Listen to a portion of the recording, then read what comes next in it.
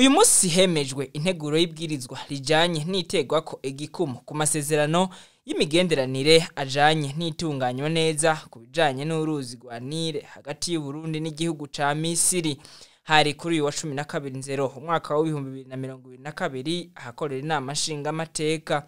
Mwijambo ryiwe umushikiranganje w'ibidukikije uburimyi n'ubworozi Dewe Gide Rurema yamenyesheje ko ayo masezerano agamije umugambi uzofasha mu kwegeranya amazi y'imvura ava ku mabati haba ku mashure ku mabohero n'ahandi, guca imifurege y'amazi y'imvura maze yakegeranirizwa ahantu hamwe mu gukingira amazi yahora yisuka mu ngo z'abantu, gutunganya umugambi wo guteza imbere ibungabungwa ry'amasoko y'amazi mu Burundi.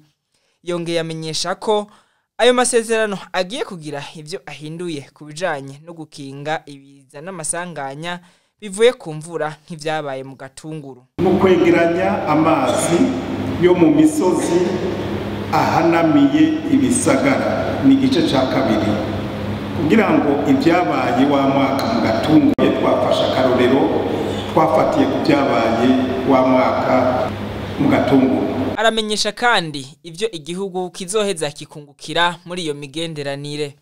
Cambere nuko baciye bemera ati uyu mugambi uko ugizwe n'ibice bibiri amahera azova mu gihugu ca Egypt, hanyuma ko atabahinga mwavuze mufise tuzobazanira abahinga